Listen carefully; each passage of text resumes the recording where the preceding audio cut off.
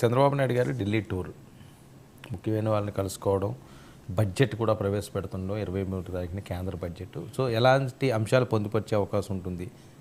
అంటే మిత్రపక్ష రాష్ట్రాల అందరితో మాట్లాడుతుంది కేంద్రం. అందులో భాగంగా చంద్రబాబు నాయుడు నిన్న వెళ్ళారు. బహుశా ఈరోజు కూడా ఆయన ఉంటారు. నిన్న నిర్మలా సీతారామన్ కలుసుకున్నట్టుగా ఉన్నారు. ఆ తర్వాత బీహార్ వాళ్ళు సరిగ్గా ఇదే సమయంలో వాళ్ళ కేంద్ర మంత్రి ఒక ప్రకటన చేశారు. మాకు ఇప్పుడు నీతి ఆయోగ్ చేసిన లెక్కల ప్రకారం మేము ప్రత్యేక హోదాకు పూర్తిగా అర్హులము, మేము వెనకబడి ఉన్నామని చెప్పారు. కాబట్టి మాకు ప్రత్యేక హోదా ఇవ్వాలి అని బీహార్కి చెందిన వాళ్ళందరూ నిన్న ప్రకటన చేశారు. ఇప్పుడు ఆంధ్రప్రదేశ్తో పోటీ పడటానికి బీహార్ ఇది ముందుకు తెచ్చింది అనే అభిప్రాయం ఢిల్లీ వర్గాల్లో పూర్తిగా ఉంది. సో ఇప్పుడు నీతి ఆయోగ్ లేకపోతే ఢిల్లీలో ఉన్న బ్యూరోక్రాటిక్ నేపథ్యం ఉన్న వాళ్ళు ప్రకటనలు చేస్తున్నారు.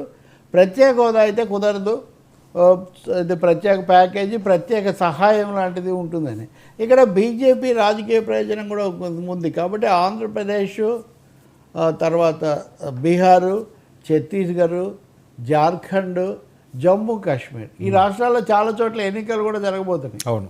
సో వీటన్నిటికీ కొంత బడ్జెట్లో వెనకబడిన రాష్ట్రాల కింద భారీగా ఏదైనా సహాయం లేదా చెప్పుకోదగిన సహాయం ప్రకటించే అవకాశం ఉంటుందేమో అన్న అభిప్రాయం రాజకీయ వర్గాల్లో పూర్తిగా ఉంది.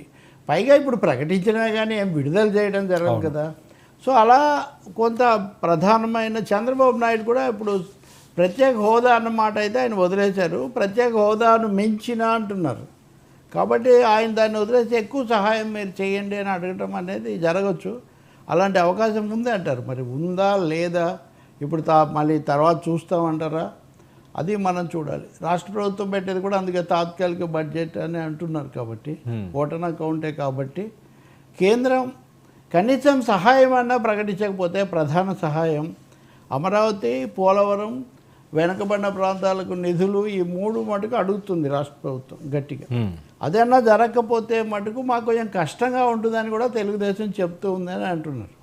మేము ప్రజలను ఓట్లు వేసి ఇంత బ్రహ్మాండంగా గెలిపించిన వాళ్ళను మేము వాళ్లకు నమ్మకం కలిగించడం కూడా మాకు కొంచెం సమస్య అవుతుంది, మేము ఇంత విశ్వసనీయంగా బలపరుస్తూ ఉంటాయని వాళ్ళు చెప్తున్నారని. మరి మమోబ్రవం అని చెప్పవే సీతమ్మ తల్లి అని సీతమ్మ తల్లి చివరకు మోదీ గారికి చెప్పి అందులో చేస్తారా లేదా మనం చూడాలి.